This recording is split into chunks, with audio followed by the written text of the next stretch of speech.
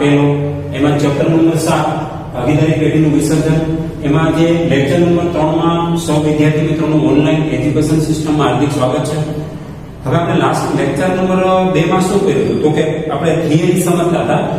Page number 278 ઉપર તમે પેઢીની મિલકતોની ઉપજની વહેંચણી, પેઢીની મિલકતોની ઉપજની વહેંચણી ઈ ક્રમ તમે છેલ્લે તમારી ફેરબુકમાં તમે ઉતારી લીધો હશે. મેં તમને પીડીએફ સ્વરૂપે ફાઇલ મોકલી દીધી હતી.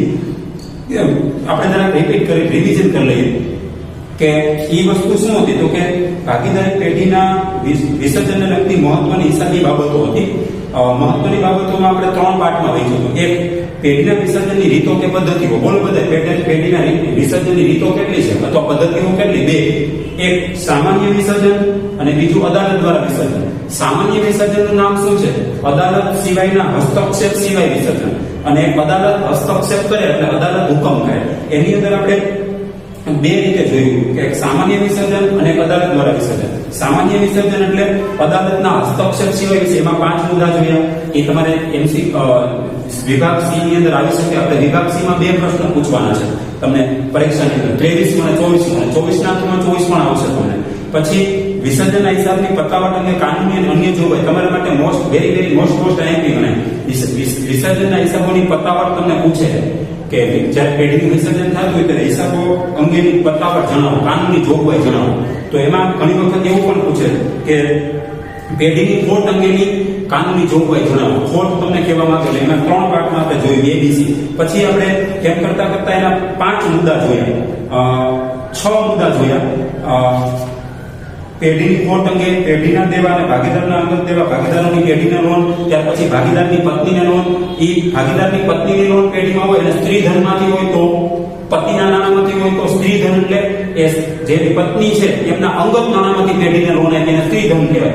તો સ્ત્રી ધનમાંથી નાણાં હોય તો એમાંથી એક ખરાબ ખોટો વિધાન દર વર્ષે પૂછાય. મોસ્ટ ટાઈમથી રિપીટ થાય છે દર વર્ષે કે ભાગીદારની પત્નીએ સ્ત્રી ધનમાંથી પેઢીને લોન આપી હોય તો તે લોન સૌથી પહેલા ચૂકવાય છે.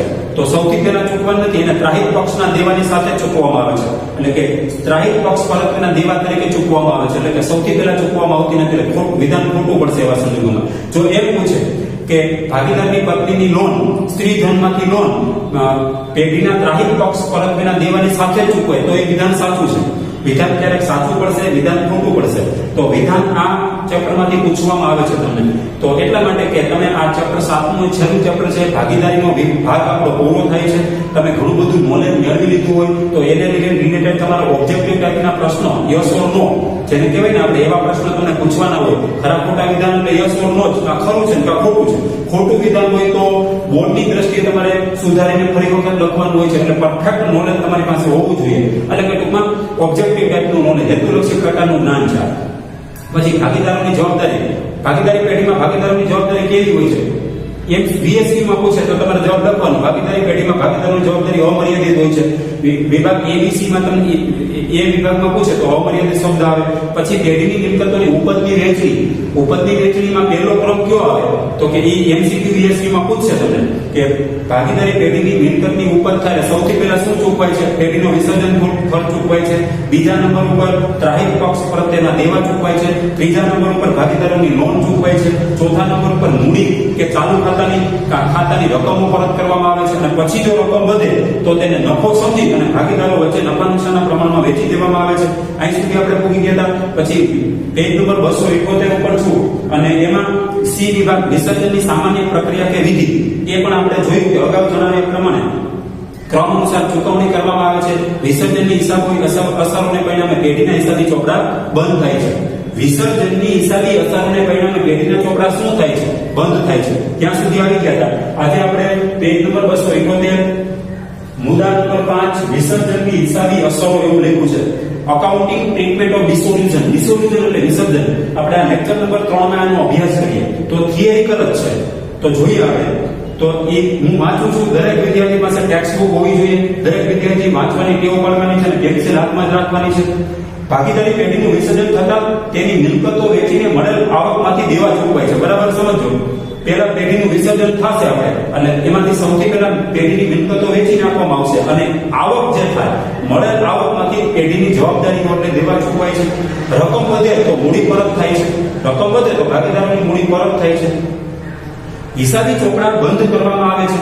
જો પેલા પેલું કામ શું કરવાનું, પેઢીની મિલકતો વેચવાની, પછી મિલકતો વેચાય બીજું કામ શું કરવાનું, પેઢીના ચોપડે જે દેવા હોય ચૂકવી દેવાના છે અને પછી રકમ વધે તો ભાગીદારોની મૂડી પરત કરવાની છે. ભાગીદારોની મૂડી પરત થઈ જાય એટલે પેઢીના ચોપડા બંધ થઈ જાય છે, હિસાબી ચોપડા બંધ થાય છે. આ સમગ્ર કાર્યવાહીના અમલ માટે આ બધી જ આપણી ટોટલી જે આખી કાર્યવાહી છે બધી એના અમલ માટે નીચે પ્રમાણેની હિસાબી અસરો આપવામાં આવે છે. નીચે પ્રમાણેની કઈ હિસાબી અસર આપવામાં આવે છે? તો એમાં એ લખ્યું, એ એટલે જરૂરી ખાતા ખોલવા. એમ કીધું એ જરૂરી ખાતા એટલે નેસેસરી જરૂરી અકાઉન્ટ એની અંદર નેસેસરી હોય ને એટલે અકાઉન્ટ આપણે પ્રિપેર કરવાના અને ખાતા ખોલવાના છે. ક્યાં ક્યાં ખાતા? તો કે વિસર્જનની હિસાબી વિધિને અનુસરવા જરૂરી ખાતા ખોલવા, વિસર્જનની હિસાબી વિધિને અનુસરવા અને હિસાબી અસરો આપવા માટે નીચે મુજબના ખાતા તૈયાર કરવામાં આવે છે. તો 4 ખાતા બતાવે છે, મેં લખ્યું છે. પ્રશ્ન નંબર આપણો 8મો છે. ભાગીદારી પેઢીના વિસર્જન સમયે ચોપડા બંધ કરવા કયા ખાતા તૈયાર કરવામાં આવે છે? પ્રશ્ન નંબર 8. મેં તમને 1 થી 7 પ્રશ્નોનો ફોટો પાડીને પીડીએફ મોકલી દીધી, તમે ફેસબુકમાં ઉતારી પણ લીધું હશે. આજે આપણે પ્રશ્ન નંબર 8 આવ્યો છે. ભાગીદારી પેઢીના વિસર્જન સમયે ચોપડા બંધ કરવા કયા ખાતા તૈયાર કરવામાં આવે છે? જવાબ નીચે મુજબના ખાતા તૈયાર કરવામાં આવે છે. ક્યાં ક્યાં? નંબર 1 માલ મિલકત નિકાલ ખાતું, એનું કાઉન્સમાં નામ લખ્યું છે સંપાદન ખાતું. તમને પૂછવામાં આવે એમસીક્યુ બીએસક્યુ માં માલ મિલકત નિકાલ ખાતાનું બીજું નામ જણાવો, સંપાદન ખાતું. અથવા તમને પૂછે સંપાદન ખાતાનું બીજું નામ જણાવો, માલ મિલકત નિકાલ ખાતું. યાદ રાખજો, માલ મિલકત નિકાલ ખાતું નંબર 1 ઉપર છે. આપણે પ્રવેશ અને નિવૃત્તિમાં પહેલું કયું ખાતું ખોલતા હતા? પુનઃમૂલ્યાંકન ખાતું. યાદ કરો, શા માટે પુનઃમૂલ્યાંકન ખાતું દોરતા હતા? પુનઃમૂલ્યાંકન ખાતું એટલે શું? તો કે પેઢીની મિલકતો અને દેવાની કિંમતમાં વધારો ઘટાડો કરવા માટે પેઢીના ચોપડે એક ખાતું ખોલવામાં આવે છે અને પુનઃમૂલ્યાંકન ખાતું કહેવામાં આવે છે. પછી અહીંયા માલ મિલકત નિકાલ ખાતું એટલે ટૂંકમાં એને માની તરીકે ઓળખવામાં આવે છે. માની ખાતું, માલ મિલકત નિકાલ ખાતું. તો માલ મિલકત નિકાલ ખાતું એ પહેલું ખાતું ખુલશે, પ્રાઇમ અકાઉન્ટ કહેવાય. પ્રાઇમ એટલે મુખ્ય ખાતું ખોલવાનું છે તમારે. માલ મિલકત નિકાલ ખાતાને યાદ કરવું પડશે. માલ મિલકત નિકાલ ખાતાનું બીજું નામ જણાવો તો કે સંપાદન ખાતું છે. માલ મિલકત નિકાલ ખાતાની ટૂંકનામ પણ હમણાં આવે છે 3 માર્કની વિભાગ સી. બીજું ખાતું ભાગીદારોના લોન ખાતા. જો હોય તો અહીં કાઉન્સમાં બોલીશ, ભાગીદારોએ પેઢીને લોન આપી હોય તો લોનના ખાતા ખોલવાના છે. નંબર 3 ઉપર ભાગીદારોના મૂડી કે ચાલુ ખાતા આપ્યા હોય તો મૂડી ખાતા કે ચાલુ ખાતા ખોલવાના છે.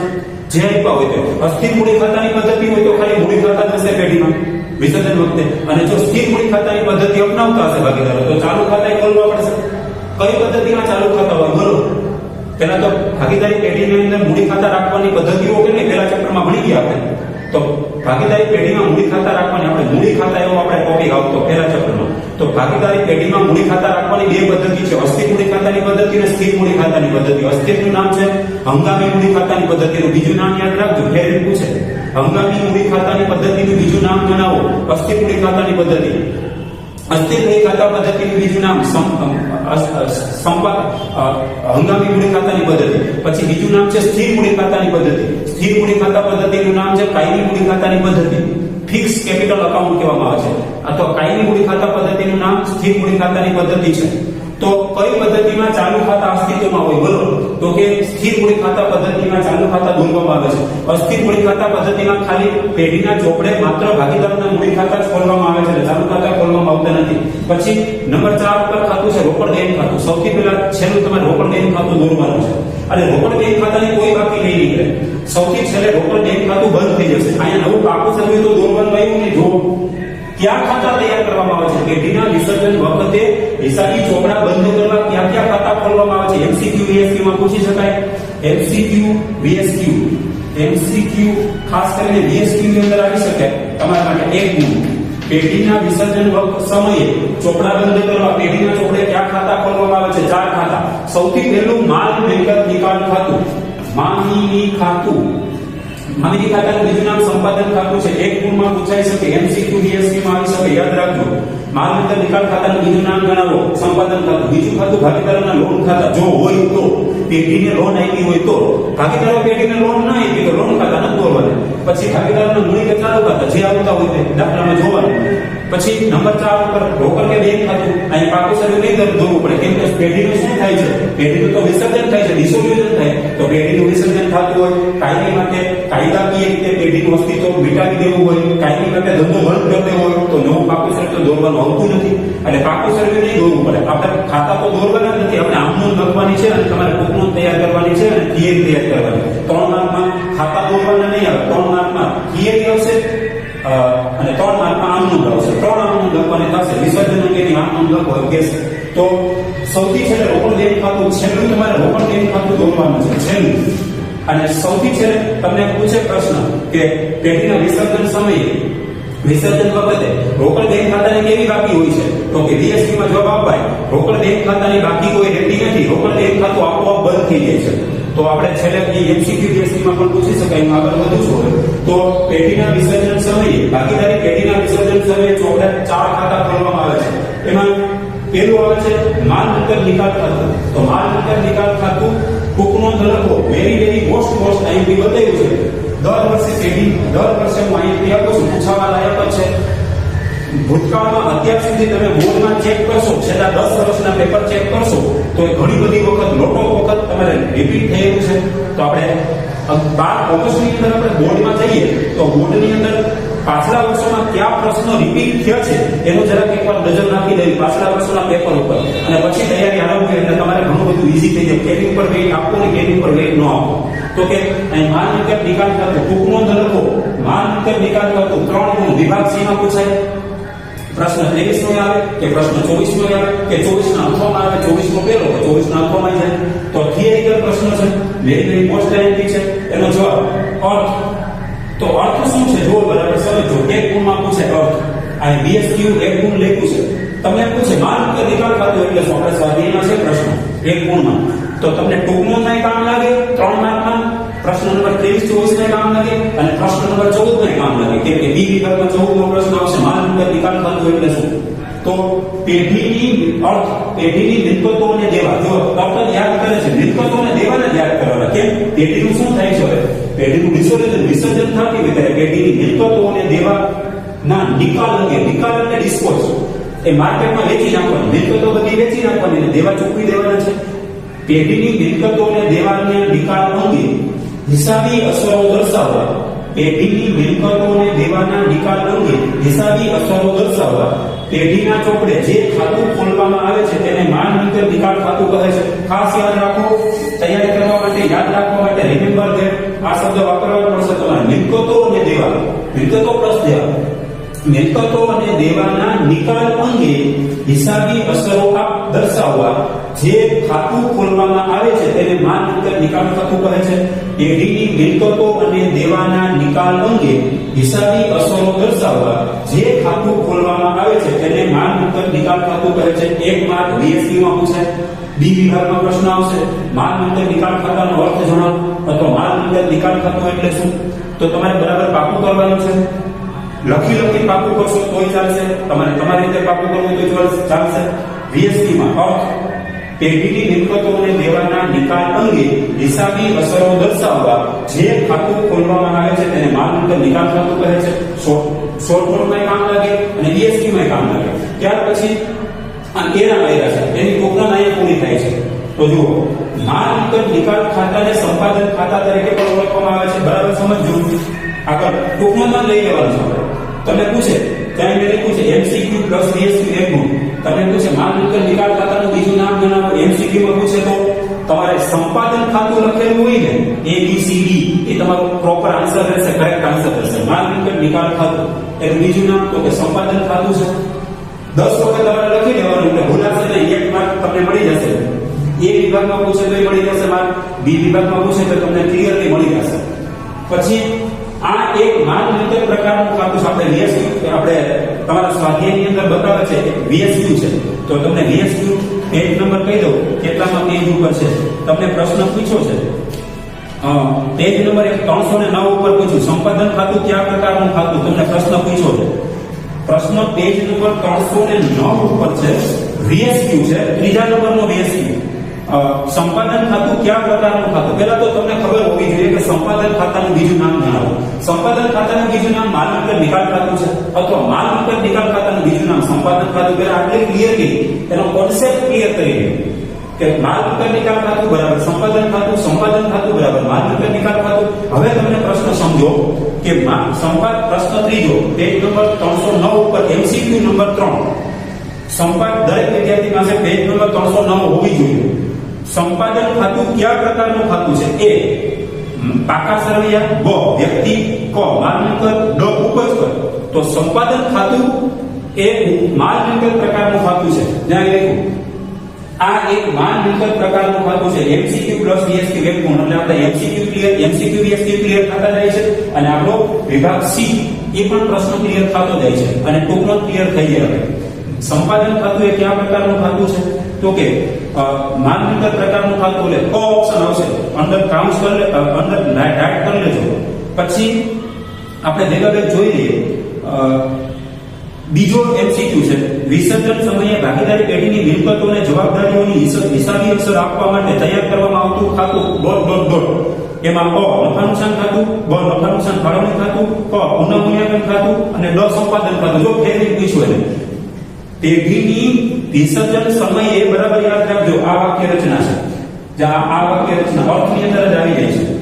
વિસર્જન સમયે ભાગીદારી પેઢીની મિલકતો અને જવાબદારીઓની હિસાબી અસર આપવા માટે તૈયાર કરવામાં આવતું ખાતું એટલે ખાલી જગ્યા.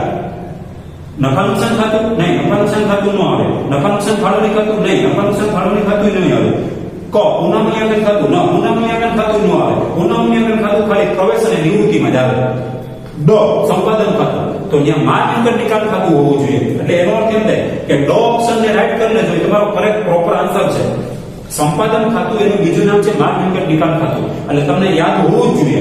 તમને ફેરવી પૂછો કે સંપાદન ખાતું આવવું જોઈએ તમારાથી. એટલે સંપાદન ખાતું તો જ તમારાથી આવશે. તમને ખબર હોય કે સંપાદન ખાતાનું બીજું નામ માલ મિલકત નિકાલ ખાતું છે. પછી ડ ઓપ્શન રાઈટ કરી લેજો. પછી પેલો MCQ છે ભાગીદારી પેઢીનું વિસર્જન કેટલી રીતે થઈ શકે? પેલો MCQ છે ભાગીદારી પેઢીનું વિસર્જન કેટલી રીતે થઈ શકે? અ 1, બ 3, ક 2 અને ડ 4. ભાગીદારી પેઢીનું વિસર્જન કરવાની પદ્ધતિ કેટલી છે? આપણે લેક્ચર નંબર 2 માં ભણી ગયા. ભાગીદારી પેઢીનું વિસર્જન કરવાની બે પદ્ધતિઓ છે, બે રીતો છે. રીત કેવું કે પદ્ધતિઓ બે એક જ છે. ભાગીદારી પેઢીનું વિસર્જન કેટલી રીતે થઈ શકે? બે રીતે. એમાં ક ઓપ્શન આવશે. ક રાઈટ કરજો. કઈ બે રીતે? એક સામાન્ય વિસર્જન અને બીજું અદાલતના હસ્તક્ષેપ દ્વારા વિસર્જન. સામાન્ય વિસર્જનનું નામ જણાવો. સામાન્ય વિસર્જનનું નામ છે અદાલતના હસ્તક્ષેપ સિવાય વિસર્જન. એક અદાલતના હસ્તક્ષેપ સિવાય વિસર્જન અને એક અદાલતના હસ્તક્ષેપ સહિત વિસર્જન. એટલે કે બે વિસર્જન છે. સામાન્ય વિસર્જન અને અદાલતના હસ્તક્ષેપ દ્વારા વિસર્જન. તો MCQ તમારા 3 ક્લિયર થઈ ગયા. તો પછી ચોથો MCQ છે પેજ નંબર 310 ઉપર છે. જોઈ લેજો બરાબર. Page number 310. ભાગીદારી પેઢીના વિસર્જન સમયે મિલકતોની ઉપજમાંથી સૌપ્રથમ કઈ ચૂકવણી કરવામાં આવે છે? ભાગીદારી પેઢીના વિસર્જન સમયે મિલકતોની ઉપજમાંથી સૌપ્રથમ કઈ ચૂકવણી કરવામાં આવે છે? પેજ નંબર 271 ઉપર આપણને જવાબ મળી ગયો છે. લેક્ચર નંબર 2 માં જવાબ મળી ગયો. 4 ઓપ્શન છે. અ વિસર્જન ખર્ચ, બ ભાગીદારની પત્નીની લોન, ક ત્રાહિત પક્ષના દેવા અને ડ ભાગીદારની લોન. એમાં આવશે ઓ ઓપ્શન વિસર્જન ખર્ચ. પેઢીના વિસર્જન સમયે મિલકતોની ઉપજમાંથી સૌપ્રથમ કઈ ચૂકવણી કરવામાં આવે છે? વિસર્જન ખર્ચ ચૂકવવામાં આવે છે. તો આટલું થઈ જાય. અર્થ થઈ ગયો. પછી માલ મિલકત નિકાલ ખાતાનું બીજું નામ આપણે જોઈ લીધું, સંપાદન ખાતું. પછી આપણે એ પણ MCQ આજે ક્લિયર કરી લીધો કે સંપાદન ખાતું એ કયા પ્રકારનું ખાતું છે? આપણે પૂછવામાં આવ્યું. સંપાદન ખાતું એટલે માલ મિલકત નિકાલ ખાતું. માલ મિલકત નિકાલ ખાતું એ માલ મિલકત પ્રકારનું ખાતું. નામ જુઓ એનું. આ તમારા શબ્દ બોલવાના. આખું ખાતાનું નામ શું છે? મેઇન ખાતું, માલ મિલકત નિકાલ ખાતું. તો માલ મિલકત નિકાલ ખાતું એ કયા પ્રકારનું ખાતું? તમને એવો પ્રશ્ન પૂછે તો તમારે આ શબ્દ વાપરવાના. તમે પહેલા જે શબ્દ વાપરો ને માલ મિલકત પ્રકારનું ખાતું છે. એટલે માલ અને મિલકત પ્રકારનું ખાતું છે. આગળ વધીએ. આ ટૂંકનોંધ તૈયાર થાય છે આપણે 3 માર્કની ટૂંકનોંધ લખો. માલ મિલકત નિકાલ ખાતું. માલ મિલકત નિકાલ ખાતાની ઉધાર બાજુ તમારે ઉધાર બાજુ જવાનું છે. ઉધાર બાજુ શું કરવાનું છે? તો કે રોકડ બેંક સિવાયની તમામ મિલકતો. રોકડ બેંક નહીં લેવાની. રોકડ બેંક સિવાયની તમામ મિલકતો. કેમ કે આપણે રોકડ એટલા માટે નથી લેતા. રોકડનું તો ખાતું ખોલવાનું હોય ને. રોકડનું ખાતું ખોલશો. રોકડ મિલકત છે એટલે મિલકત ખાતામાં રોકડ ખાતામાં ઉધાર બાજુ બાકી આગળ લાવ્યા લખવું પડે. આપણે પ્રવેશ અને નિવૃત્તિના ચેપ્ટરમાં રોકડ ખાતું ખોલતા હતા એમ જ રોકડ ખાતું ખોલવું પડે. એટલે કે માલ મિલકત નિકાલ ખાતાની ઉધાર બાજુ શું લખવાનું? રોકડ બેંક નહીં, રોકડ બેંક સિવાયની તમામ મિલકતો. જે શબ્દ વાપરે છે તમામ, યાદ રાખજો. તમામ મિલકતો, જમીન, મકાન, નાણાં, યંત્રો, ફર્નિચર, વાહનો, દેવાદારો મળવા બાકી આવકો, અગાઉથી ચૂકવેલા ખર્ચા, બધી જ મિલકતોના ખાતા તમારે માલ મિલકત નિકાલ ખાતાની ઉધાર બાજુ લખવાના છે. ઉધાર બાજુ શું લખવાનું? તમામ મિલકતોના ખાતા ઉધાર બાજુ જશે, પણ રોકડ એક લેવાની નથી. એના સિવાયના તમામ ખાતા તમારે ઉધાર બાજુ લઈ લેવાના છે. મિલકતોના ખાતાની વાત છે. ત્યાર પછી કઈ કિંમતે લઈ જવામાં આવે છે? તો કે ચોપડે કિંમતે બંધ કરીને દર્શાવાય છે. ચોપડે કિંમતે લઈ જવામાં આવે છે, નહીં તો ઉપજ કિંમતે. બરાબર યાદ રાખજો. એમસીક્યુ બીએસક્યુ લેખમાં પૂછી શકાય. પેઢીના વિસર્જન સમયે મિલકતોના ખાતા બંધ કરવા માલ મિલકત નિકાલ ખાતે કઈ કિંમતે લઈ જવામાં આવે છે? એમસીક્યુ કે બીએસક્યુ માં પૂછે કઈ કિંમતે લઈ જવામાં આવે છે? તો કે ચોપડે કિંમતે લઈ જવામાં આવે છે. ચોપડે કિંમત એટલે બુક વેલ્યુ પાકા સરવાળામાં જે મિલકત ત્યાંના બાજુ હોય ને ચોપડે કિંમત કહેવાય. બરાબર સમજો. પેલા પાકું કરી લઈએ. માલ મિલકત નિકાલ ખાતાની ઉધાર બાજુ રોકડ બેંક સિવાયની તમામ મિલકતોના ખાતા, રોકડ બેંક નહીં, એ રોકડ બેંક સિવાયની તમામ મિલકતો, બધી મિલકતો આવી જવી જોઈએ. અને કઈ કિંમતે લઈ જવામાં આવે છે ઉધાર બાજુ? ચોપડે કિંમતે. ચોપડે કિંમત એટલે પાકા સરવાળામાં મિલકત લેના બાજુ જે દર્શાવેલ હોય એ ચોપડે કિંમત કહેવાય. તમને એમસીક્યુ બીએસક્યુ માં પૂછે, બીએસક્યુ માં પ્રશ્ન પૂછે પેઢીના વિસર્જન સમયે મિલકતોના ખાતા બંધ કરવા માલ મિલકત નિકાલ ખાતાની ઉધાર બાજુ કઈ કિંમતે લઈ જવામાં આવે છે? તો કે ચોપડે કિંમતે લઈ જવામાં આવે છે. કઈ કિંમતે? તો કે ચોપડે કિંમતે લઈ જવામાં આવે છે.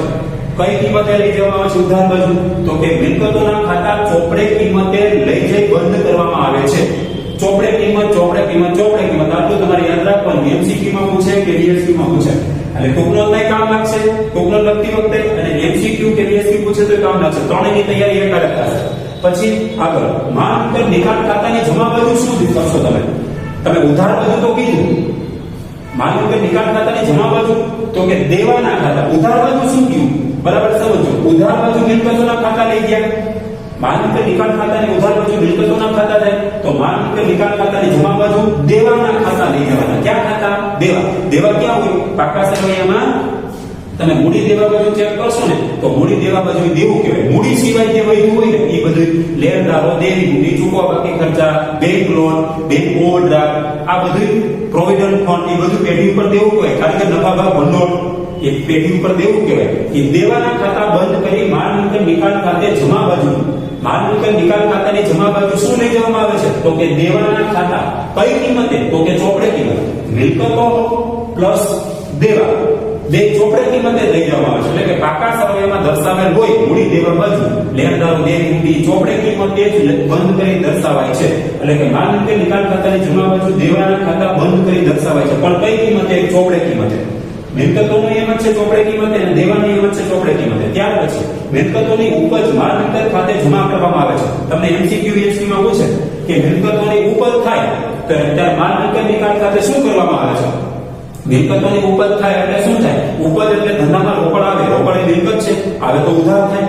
તો અસર શું આવે? રોકડ બેંક ખાતે જમા કરવાના. એટલે ઉપજ થાય તો માલ મિલકત નિકાલ ખાતે તમારે જમા બાજુ જવાનું છે. ત્યાર પછી મિલકત દેવાની ચૂકવણી કરો. જો પેલા મિલકતોના ખાતા બંધ કર્યા, ક્રમ જોજો બરાબર, આ રીતે હાલવાનું છે. પછી દેવાના ખાતા બંધ કર્યા, મિલકતોના ખાતા બંધ કરી માલ મિલકત નિકાલ ખાતે કઈ બાજુ લઈ ગયા? તો કે ઉધાર બાજુ. કઈ બાજુ? ઉધાર બાજુ. પછી દેવાના ખાતા બંધ કરી માલ મિલકત નિકાલ ખાતે કઈ બાજુ લઈ ગયા? તો કે જમા બાજુ.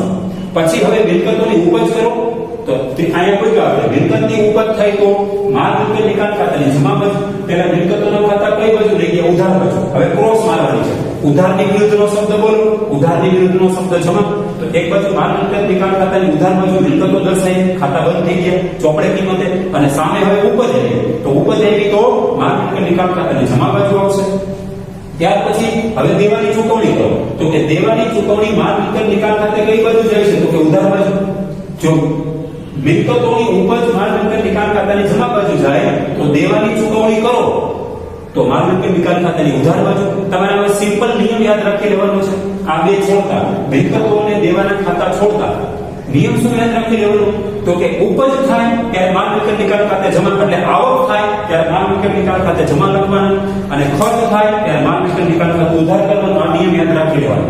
જેમ પૂનમ નિયામક ખાતાનો નિયમ મેં તમને આપ્યો હતો એવી રીતે માલ મિલકત નિકાલ ખાતાનો નિયમ આપીશું તમને કે માલ મિલકત નિકાલ ખાતું ક્યારે ઉધાર થાય અને માલ મિલકત નિકાલ ખાતું ક્યારે જમા થાય. જ્યારે ધંધામાં કોઈ ખર્ચ થાય ત્યારે સમજી લેવાનું માલ મિલકત નિકાલ ખાતે ઉધાર થાય, અને ધંધામાં કોઈ ઉપજ થાય ત્યારે માલ મિલકત નિકાલ ખાતું જમા કરવાનું. આટલું તમારે યાદ રાખવાનું. ત્યાર પછી વિસર્જન ખર્ચ માલ મિલકત નિકાલ ખાતે ઉધાર થાય છે. જો ખર્ચ થયો, ખર્ચ ને તમે ક્યાં કીધું? ખર્ચ થાય તો માલ મિલકત નિકાલ ખાતે ઉધાર, ઉપજ થાય તો માલ મિલકત નિકાલ ખાતે જમા. તો પેઢીનું વિસર્જન તો ખર્ચ તો થવાનો જ છે, કેમ કે પેઢીનું વિસર્જન કરવા જાઓ, જેથી પેઢીની સ્થાપના થાય ત્યારે ખર્ચ થયું અને પેઢીનું વિસર્જન થાય ત્યારે ખર્ચ થાય. તો પેઢીનું વિસર્જન ખર્ચ ક્યાં ખાતે ઉધારવામાં આવે છે? બોલો બધા, એમસીક્યુ એસટી માં પૂછી શકાય. તો કે પેઢીનું વિસર્જન ખર્ચ મામીની ખાતે ઉધારવામાં આવે છે, એટલે માલ મિલકત નિકાલ ખાતે ઉધારવામાં આવે છે, અને ધંધામાંથી રોકડા જતા હોય એટલે રોકડ બેંક ખાતે જમા કરવામાં આવે છે. વિસર્જન ખર્ચ એટલે પેઢીનું વિસર્જન ખર્ચ માલ મિલકત નિકાલ ખાતે શું કરવામાં આવે છે? ઉધારવામાં આવે છે. ખાલી જગ્યા થાય છે. વીએસક્યુ માં પૂછે તો તમારે ઉધાર શબ્દ આવશે, ઉધાર થાય છે. ત્યાર પછી માલ મિલકત નિકાલ ખાતાનો તફાવત. હવે આપણે માલ મિલકત નિકાલ ખાતું બંધ કરવાનું છે. જેમ પુનઃમૂલ્યાંકન ખાતું બંધ કરતા હતા અને ભાગીદારોના નફો સમજી કે ખોટ સમજી ભાગીદારો વચ્ચે વેચી જતા હતા, અહીંયા એમ જ છે. તમારે હવે પુનઃમૂલ્યાંકન ખાતું જેમ માલ મિલકત નિકાલ ખાતું બંધ કરવાનું છે. માલ મિલકત નિકાલ ખાતું બંધ કરશો એટલે તફાવત આવશે. જો જમા બાજુનો સરવાળો વધારે હશે તો તફાવત સામે પડશે, સામે એટલે ઉધાર બાજુ આવશે, જે નફો ગણાશે. માલ મિલકત નિકાલ ખાતાનો નફો એ ઉધાર બાજુ હશે. હવે માલ મિલકત નિકાલ ખાતાની ઉધાર બાજુનો સરવાળો વધારે હશે તો તફાવત સામે જમા બાજુ આવશે. તો જમા બાજુ જે તફાવત આવે માલ મિલકત નિકાલ ખાતાની ઉધાર બાકી કહેવાય. ઉધાર બાકીને ખોટ કહેવાય. એ ખોટ જૂના ભાગીદારો વચ્ચે વેચી દેવા, નહીં તો જૂના નવા ભાગીદારો તો કોઈ હશે જ નહીં. પેલી કોન્સેપ્ટ આપણે સમજી લઈએ કે પ્રવેશ અને નિવૃત્તિમાં જૂના નવા ભાગીદારો ભેગા થાય. અહીંયા તો કોઈ ભેગા થવાનો પ્રશ્ન નથી, કેમ કે પેઢીનું શું કરવાનું? વિસર્જન જ કરવું છે. જ્યારે પેઢીનું વિસર્જન થતું હોય ત્યારે નફા નુકસાનના પ્રમાણમાં એ માલ મિલકત નિકાલ ખાતાનો તફાવત એ પછી નફો હોય કે ખોટ હોય, માલિકી ખાતું તમે બંધ કરશો એટલે કાં જમા બાજુનો સરવાળો વધારે થશે, કાં ઉધાર બાજુનો સરવાળો વધારે થશે, બેમાંથી એક તો થાય. તો જમા બાજુનો સરવાળો વધારે હોય તો જમા બાકી નફો કહેવાય, ઉધાર બાજુનો સરવાળો વધારે હોય તો ઉધાર બાકી કહેવાય, ખોટ હોય. ખોટ હોય કે નફો હોય, નફો હોય કે ખોટ હોય, એ ભાગીદારોના મૂડી ખાતે કયા પ્રમાણમાં વેચવામાં આવે છે? એમસીક્યુ વીએસક્યુ માં પૂછશે તો કામ લાગશે એમસીક્યુ પ્લસ વીએસક્યુ. ભાગીદારોના મૂડી ખાતે નફા નુકસાનના પ્રમાણમાં લઈ જવામાં આવે છે. તો તમને કીધું જ છે દાખલામાં એ બી સી નામના 3 ભાગીદારો છે, તેમની વચ્ચે નફા નુકસાનનું પ્રમાણ 3:2 છે, અથવા તો કાંઈ નહીં કે આપણે પહેલા ચેપ્ટરમાં ભણી ગયા કે જ્યારે પેઢીની અંદર નફા નુકસાનનું પ્રમાણ અગાઉથી નક્કી કરેલું ન હોય ભાગીદારોએ, તો કરાર પત્ર ખતપત્રમાં જણાવેલ અનુસાર, કરારમાં 1932 ના કાયદા અનુસાર એમ કહી શકાય કે ભાગીદારો નફો નુકસાન સરખી રીતે વેચતા હશે. આ એક નોલેજ રિલેટેડ એક ઉપસર્જનનો પ્રશ્ન તમારા માટે થાય કે તમે કેટલું નોલેજ ધરાવો છો, કેટલી અન્ડરસ્ટેન્ડિંગિટી તમારામાં છે, એક ટાઈપનો પ્રશ્ન પૂછે કે જ્યારે દાખલામાં નફા નુકસાનનું પ્રમાણ ન આપે ત્યારે તમે શું સમજો છો? તો તમે નફા નુકસાનનું પ્રમાણ સરખું હશે એમ માની તમે દાખલો આગળ વધારશો, દાખલાનું કેલ્ક્યુલેશન કરશો. તો એ અન્ડરસ્ટેન્ડિંગિટી કૌશલ્ય રિલેટેડ પ્રશ્ન, ઉપાર્જનનો પ્રશ્ન છે, ઉપસર્જન. તો કે નફા નુકસાનના પ્રમાણમાં લઈ જવામાં આવે છે. આ છે તમારી માલ મિલકત નિકાલ ખાતાની ટૂંક નોંધ છે. એ ટૂંક નોંધ પછી આવે છે ભાગીદારોના મૂડી ખાતા, આપણે લોન ખાતા, પછી મૂડી ખાતા. હવે જો આપણે પેજ નંબર 278 ઉપર માલ મિલકત નિકાલ ખાતાની ટૂંક નોંધ જોઈ લીધી, બરોબર છે. 3 ગુણ બોર્ડમાં પૂછાય. ભૂતકાળમાં માલ મિલકત નિકાલ ખાતાની ટૂંક નોંધ પૂછાય. આપણો પ્રશ્ન છે યાદ રાખજો, 8મો પ્રશ્ન છે. ભાગીદારી પેઢીના વિસર્જન સમયે ચોપડા બંધ કરવા કયા ખાતા તૈયાર કરવામાં આવે છે? તો નીચે મુજબના ખાતા તૈયાર થાય છે: માલ મિલકત નિકાલ ખાતું, ભાગીદારના લોન ખાતા, ભાગીદારના મૂડી કે ચાલુ ખાતા અને રોકડ બેંક ખાતું. રોકડ બેંક ખાતું છેલ્લું રહેશે. હવે આપણે માલ મિલકત નિકાલ ખાતાની શોર્ટ નોટ આપણે સમજી લીધી, બરોબર છે. એ શોર્ટ નોટ ક્લિયર થઈ ગઈ. હવે શું કરશું આપણે? એના પછી ભાગીદારના લોન ખાતા. તો લોન ખાતામાં જો તમને થિયરી છે ને, અહીંયા પેજ નંબર સામે આપી છે, પેજ નંબર 279 ઉપર આપી. થિયરીમાં દરેક વિદ્યાર્થી ધ્યાન આપશે. તો થિયરીમાં હું લખ્યું જુઓ: ભાગીદારોના લોન ખાતા એટલે પાર્ટનર્સ લોન એકાઉન્ટ. ઘણી વખત ધંધાને નાણાકીય મદદના હેતુસર ભાગીદારો દ્વારા પેઢીને લોન આપવામાં આવે છે. બરાબર સમજો. ઘણી વખત એવું બને છે કે ધંધાને નાણાકીય મદદના હેતુસર ભાગીદારો શું આપે છે? પેઢીને લોન આપે છે. ભાગીદારી પેઢીના વિસર્જન સમયે આ લોનનું શું કરવું? ભાગીદારની લોન હોય તો આ વિસર્જન સમયે ભાગીદારોની મૂડી પરત કરતા પહેલા, બરાબર સમજો, તમને એમસીક્યુ વીએસક્યુ માં પૂછી શકે કે ભાગીદારોની મૂડી પરત કરતા પહેલા શું ચૂકવવામાં આવે છે? ભાગીદારોના લોન ખાતા. એટલે કે મૂડી પરત કરતા પહેલા ભાગીદારોની લોન પરત કરવામાં આવે છે. એમસીક્યુ અંડરલાઈન કરો, વીએસક્યુ એમસીક્યુ. ભાગીદારોની મૂડી પરત કરતા પહેલા શું પરત કરવામાં આવે છે?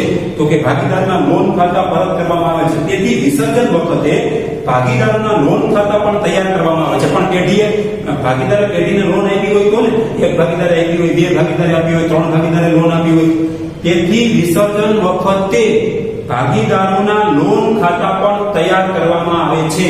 એટલે બીજા નંબર ઉપર લોન ખાતાને પ્રાયોરિટી આપી છે.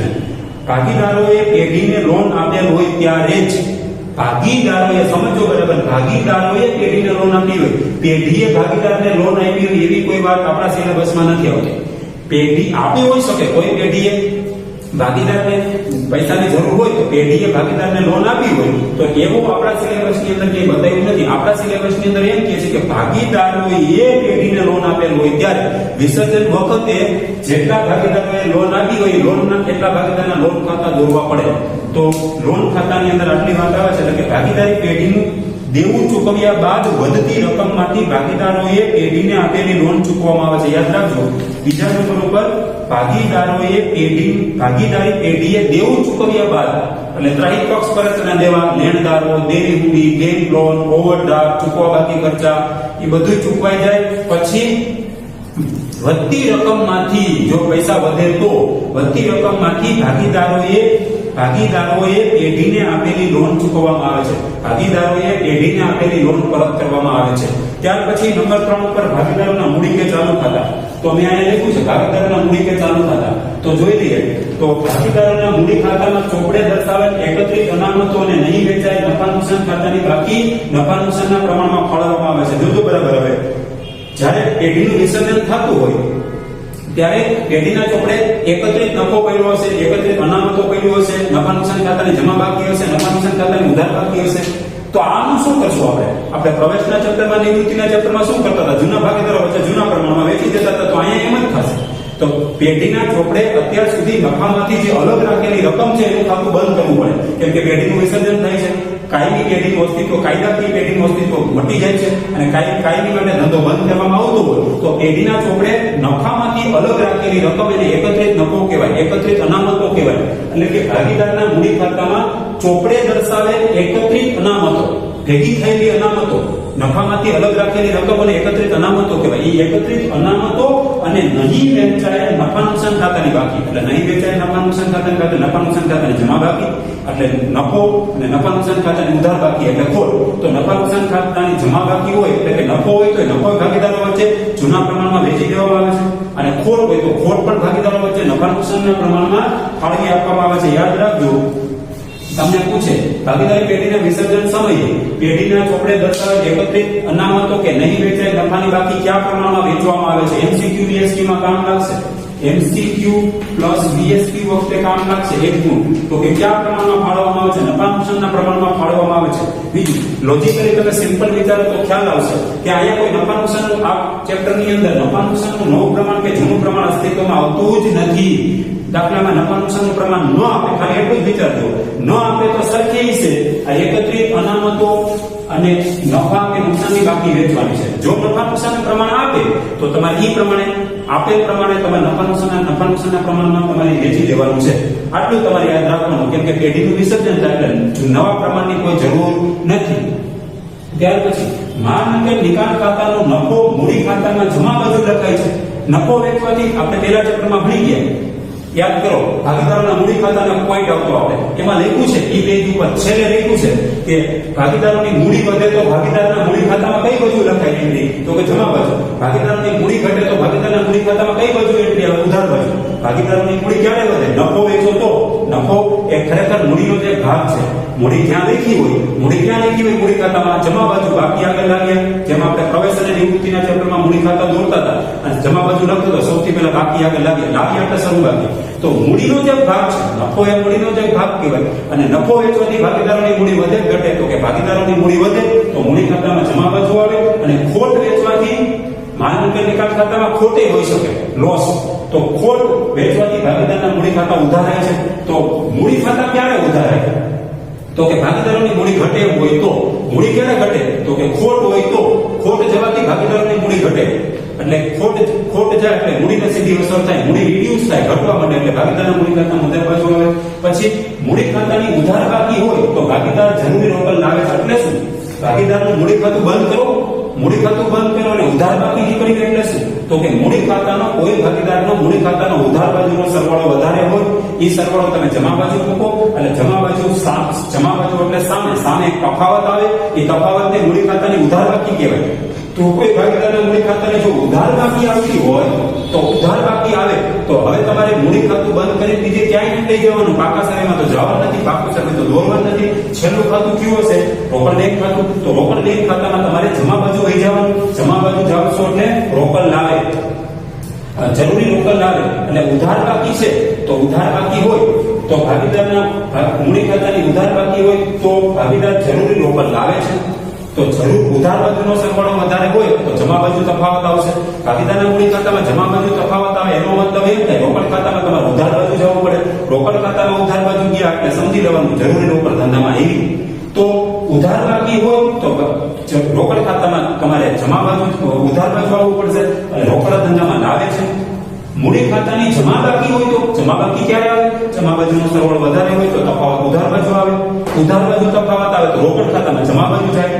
તો મૂડી ખાતાની જમા બાકી હોય તો ભાગીદારને રોકડ ચૂકવી દેવામાં આવે છે. રોકડ ચૂકવવી એટલે રોકડ ખાતામાં જમા બાજુ એન્ટ્રી પાડવી. રોકડ લાવવી એટલે રોકડ ખાતામાં ઉધાર બાજુ એન્ટ્રી પાડવી. તો મૂડી ખાતા અને રોકડ ખાતા સામે બંધ થઈ જશે. સૌથી છેલ્લે કયું ખાતું બંધ થાય? તો કે સૌથી છેલ્લું રોકડ બેંક ખાતું બંધ થઈ જ જાય, આપોઆપ બંધ થઈ જાય. આપણે એની ચર્ચા કરવાની છે કે મૂડી ખાતાની ચર્ચા થઈ જાય પછી આપણે રોકડ બેંક ખાતાની ચર્ચા કરવાની. સૌથી છેલ્લું રોકડ ખાતું દોરેલું જ હશે. તો રોકડ ખાતું આપોઆપ બંને બાજુનો સરવાળો ઉધાર જમા બાજુનો સરવાળો બંધ થઈ જાય ક્લિયર, સર્વર થઈ જાય એને એટલે તરત જ આપણે વિસર્જનના હિસાબો પૂરા થઈ ગયા માની લઈશું. ત્યાર પછી નું ખાતું આવે છે રોકડ બેંક ખાતું. મેં લખ્યું છે છેલ્લું. તો રોકડ બેંક ખાતાની ચર્ચા કરીએ. જેમ આપણે માન કે નિકાલ ખાતાની ચર્ચા કરી લીધી, ટૂંકનો માટે બોર્ડ ફેવરિટ છે, દર વર્ષે રિપીટ થાય બોર્ડમાં. પછી બીજું ખાતું આપણે ભાગીદારના લોન ખાતાની ચર્ચા કરી. ત્યાર પછી ત્રીજા નંબર ઉપર ભાગીદારના મૂડી ખાતાની ચર્ચા કરી, એને બંધ કરી રોકડ ખાતે લઈ જવાની વાત આવી. અને છેલ્લું રોકડ ખાતું તો બેંક ખાતું.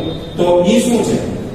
રોકડ ખાતાની ઉધાર બાજુ શું આવે? તમામ રોકડ આવકો રોકડ ખાતામાં ઉધાર બાજુ લખાય છે. બરાબર સમજો. તમામ પ્રકારની આવકો ધંધામાં ગમે ત્યાંથી આવક થાય પછી કદાચ ચોપડે ન મિલકત હોય અને ઈ મિલકતના પૈસા આવ્યા હોય તો રોકડ ખાતા ઉધાર થાય. રોકડ આવે તો ઉધાર, રોકડ મિલકત છે ને રોકડ જાય તો જમા. તો તમામ પ્રકારની આવકો રોકડ ખાતામાં કઈ બાજુ આવશે? તો કે ઉધાર બાજુ. આવકો બધી ઉધાર બાજુ, આટલું યાદ રાખવાનું. પછી તમામ રોકડ જાવકો રોકડ ખાતાની જમા બાજુ એટલે જાવકો બધી કઈ બાજુ વહી ગઈ? તો કે જાવકો બધી જમા બાજુ વહી જશે. આમ લોજિક લગાડે. ઉધાર બાજુ જો આવકો હોય તો જમા બાજુ શું હોય? જાવકો હોય. એટલે રિસીપ્ટ એન્ડ પેમેન્ટ. રિસીપ્ટ એટલે આવકો અને પેમેન્ટ એટલે જાવકો. તો બધી આવકો રોકડ ખાતામાં ઉધાર બાજુ લખાય. તમામ રોકડ જાવકો રોકડ ખાતામાં જમા બાજુ લખાય. પછી છેવટે ભાગીદારના મૂડી ખાતાની ઉધાર બાકી. હવે મૂડી ખાતું તમે બંધ કરશો તો ઉધાર બાકી કે જમા બાકી હોય તો તે મુજબ જરૂરી રોકડ લાવવામાં કે જરૂરી રકમ ચૂકવવામાં આવે છે. ભાગીદાર સામે છે પેઢીમાં તો ભાગીદાર જરૂરી રોકડ લાવશે અથવા જરૂરી રોકડ ધંધામાંથી લઈ જશે. લાવતો હોય તો રોકડ બેંક ખાતામાં ઉધાર બાજુ એન્ટ્રી હશે અને મૂડી ખાતામાં જમા બાજુ હશે. અને જો કોઈને ચૂકવણી કરવાની હોય તો રોકડ ખાતામાં જમા બાજુ એન્ટ્રી પડશે અને ભાગીદારના મૂડી ખાતામાં ઉધાર બાજુ એન્ટ્રી પડશે. અંતે આપોઆપ રોકડ કે બેંક ખાતું સરભર થાય છે. પ્રોફિટ ઇંગ્લિશમાં પ્રોફિટ કહેવાય. છેવટે સૌથી છેલ્લે આપોઆપ કયું ખાતું બંધ થઈ જાય છે? તો કે રોકડ બેંક ખાતું આપોઆપ બંધ થઈ જાય છે. પાકું સર્વે આપણે બંધ કરતા આપોઆપ બંધ થઈ જતું પાકું સર્વે પ્રવેશ અને નિવૃત્તિમાં. એમ અહીંયા રોકડ ખાતું સૌથી છેલ્લે હશે અને રોકડ ખાતાનો બંને બાજુનો સરવાળો સરખો થઈ જશે. એટલે સમજી લેવાનું કે આપણા વિસર્જનના હિસાબો પૂરા થાય. પછી એક નોટ લખી છે, વેરી મોસ્ટ આઈપી તમારા માટે સમજવા જેવું લોજિકલી. ભાગીદારી પેઢીના વિસર્જન વખતે રોકડ ખાતાની બાકી કેવી બાકી હોય? પ્રશ્ન. રોકડ ખાતાની કેવી બાકી હોય? ભાગીદારી પેઢીના વિસર્જન વખતે રોકડ ખાતાની કેવી બાકી હોય? એમસીક્યુ બીએસક્યુ માં પૂછી શકાય છે. આમાં લખ્યું છે એમસીક્યુ પ્લસ બીએસક્યુ એક ગુણમાં. તો જો જવાબ ભાગીદારી પેઢીના વિસર્જન વખતે રોકડ ખાતાનો કોઈ તફાવત રહેતો નથી. રોકડ ખાતામાં કોઈ તફાવત જ આવતો નથી. મીનિંગ એનો અર્થ શું થાય? મતલબ કે રોકડ ખાતાનો તફાવત જ ન આવે, ઉધાર બાજુ તફાવત ન આવે, જમા બાજુ ન આવે. તો એનો અર્થ એટલે બોથ સાઈડ બંને બાજુનો ટોટલ ઇક્વલ થઈ જાય. બંને બાજુનો ઉધાર બાજુનો જમા બાજુનો સરવાળો સરખો થઈ જાય. એટલે કે કારણ કે આ ખાતું સરભર થાય છે. એમસીક્યુ પ્લસ બીએસક્યુ નું કયું ખાતું સરભર થાય છે? તો કે રોકડ બેંક ખાતું છેલ્લે સરભર થાય છે. સરભર થાય છે એનો અર્થ થાય રોકડ કે બેંક ખાતાનો બંને બાજુનો સરવાળો સરખો થઈ જાય છે. તો રોકડ કે બેંક ખાતાનો બંને બાજુનો સરવાળો સરખો થઈ જતો હોય તો સમજી લેવાનું રોકડ કે બેંક ખાતું સરભર થઈ ગયું. હવે આમાં પેજ નંબર 279 ઉપર છે થિયરી, એ તમને કહી દઉં. રોકડ બેંક ખાતું પેઢીનું વિસર્જન થતું હોવાથી તમામ વ્યવહારો રોકડ અથવા બેંક દ્વારા કરવામાં આવતા હોય છે. અંડરલાઈન કરી લેજો. પેઢીનું વિસર્જન થાય એટલે કે બાકી તો રાખવાનું ન હોય. બરાબર સમજો, લોજિકલ સિમ્પલ લોજિક આવે એની ઉપર કે પેઢીનું વિસર્જન થતું હોવાથી તમામ વ્યવહારો અંડરલાઈન કરો, ડબલ લીટી કરો, તમામ વ્યવહારો રોકડેથી જ કરી નાખવામાં આવે છે અથવા તો બેંક દ્વારા કરવામાં આવે છે. રોકડ ખાતું ખાલી જગ્યા પ્રકારનું ખાતું છે. રોકડ ખાતું એ માલ મિલકત પ્રકારનું ખાતું છે. રોકડ ખાતું માલ મિલકત ખાતે લઈ જવામાં આવતું નથી. જો બરાબર સમજો, રોકડ ખાતું બંધ કરી માલ મિલકત નિકાલ ખાતે લઈ જવામાં આવતું નથી. માલ મિલકત નિકાલ ખાતું બંધ કરી મૂડી ખાતે લઈ જવાય છે. તમામ રોકડ આવકો અને જાવકો આ ખાતામાં દર્શાવવામાં આવે છે અને છેલ્લે વધેલ રોકડ રકમ ભાગીદારોને ચૂકવી દેવામાં આવે છે. જો રકમ વધે તો અને રકમ ઘટે તો ભાગીદારો લઈ આવે છે. વિસર્જનના હિસાબો તૈયાર કરવા અંગેની આમ નોંધો આવે છે. પણ એની પહેલા છે ને આપણે એક આમ નોંધો 3 પાર્ટમાં ચર્ચા કરવાની છે. આમ નોંધો પસાર કરતા પહેલા તમારે જરૂરી ઉપર દર્શાવે એ પ્રમાણે આ જરૂરી ખાતા ખોલવા પડે. પણ આપણે તો આ ચક્રમાં ખાતા ક્યાંય ખોલવાના નથી, આમ નોંધ લખવા માટેની આ તૈયારી છે. પછી ભાગીદારના મૂડી ખાતા અને રોકડ બેંક ખાતાની બાકીઓમાં દર્શાવ જરૂરી ખાતા ખોલી જાય. કયું ખાતું પહેલું? તો કે માલ મિલકત નિકાલ ખાતું. પછી ભાગીદારના મૂડી ખાતા, રોકડ ખાતું. તો ભાગીદારના મૂડી ખાતા ખોલી અને રોકડ બેંક ખાતાની બાકીઓમાં દર્શાવો. પછી ભાગીદારના લોન ખાતા જો દોર્યા હોય તો લોન ખાતાની બાકીઓ દર્શાવાય છે. હવે એને આમનું લખવાની કહે છે, પણ આમનું લખીએ ને એ પહેલા એક તફાવત આવે છે. આપણો પ્રશ્ન નંબર 8 પછી 9 પ્રશ્ન આવશે. માલ મિલકત નિકાલ ખાતાની પ્રથમ પદ્ધતિ અને બીજી પદ્ધતિનો તફાવત આવે છે. એ ભૂતકાળમાં બોર્ડમાં અસંખ્ય વખત રિપીટ થયેલો છે. તો રિપીટ થયેલો પ્રશ્ન ત્યારે પૂછે, પણ એક વસ્તુની યાદી આપી દો કે દાખલો આપણે છે ને વિસર્જનનો દાખલો કઈ પદ્ધતિએ ગણવો તેની કોઈ સૂચના નહીં હોય તો પ્રથમ પદ્ધતિએ દાખલો ગણવાનો હોય છે. આપણે તો આમનો લખવાની દાખલો ગણવાનો આવતો જ નથી. 3 માર્કનો પ્રશ્ન છે. એટલે આના પછીનો 9મો પ્રશ્ન છે ને હું તફાવત બોર્ડ ઉપર કરાવીશ. પ્રથમ પદ્ધતિ મામિની ખાતાની પ્રથમ પદ્ધતિ અને બીજી પદ્ધતિનો તફાવત થશે અને પછી આપણે આમનોંધ તરફ આગળ વધવાનું છે. જો એને પેજ નંબર 69 ઉપર આમનોંધ આપી ને એ આમનોંધ લખતા શીખવાની છે. આમનોંધનો નમૂનો આવશે અને પછી માલ મિલકત નિકાલ ખાતાનો નમૂનો પણ દોરવો પડશે. એટલે કે માલ મિલકત નિકાલ ખાતાનો નમૂનો દોરીએ તો આપણે ખબર પડે કે મામિની ખાતા મૂંઝાણ બાજુ કેટલી વસ્તુ આવે, જમા બાજુ કેટલી વસ્તુ આવે અને પછી આપણે આમનોંધ તરફ આગળ વધીશું. હવે આજે લેક્ચર નંબર 3 ની અંદર આપણે આટલું અહીંયા રાખીએ. હવે આપણે હોમવર્કમાં શું કરીશું તો કે આજે મેં જે થિયરીનો લેક્ચર લીધો છે, લેક્ચર નંબર 14મો બેસિક થિયરીનો લેક્ચર હતો. પ્રશ્ન નંબર 8મો એ હું તમને ફોટો પાડી પીડીએફ બનાવી. પ્રશ્ન નંબર 8 ભાગીદારી પેઢીના વિસર્જન સમયે ચોપડા બંધ કરવા કયા ખાતા તૈયાર કરવામાં આવે છે એની ફોટો પાડીને હું તમને મોકલી આપીશ. એ તમારે તમારી ફેસબુકમાં ઉતારી લેવાનું થશે. તો બીજું તો કઈ હોમવર્કમાં છે નહીં. તેમાં આગળનું બધું હોમવર્ક કરી નાખ્યું છે. થિયરી આપણે ચાલે છે. તો આપનો આજે લેક્ચર નંબર 3 અહીંયા પૂર્ણ થાય છે.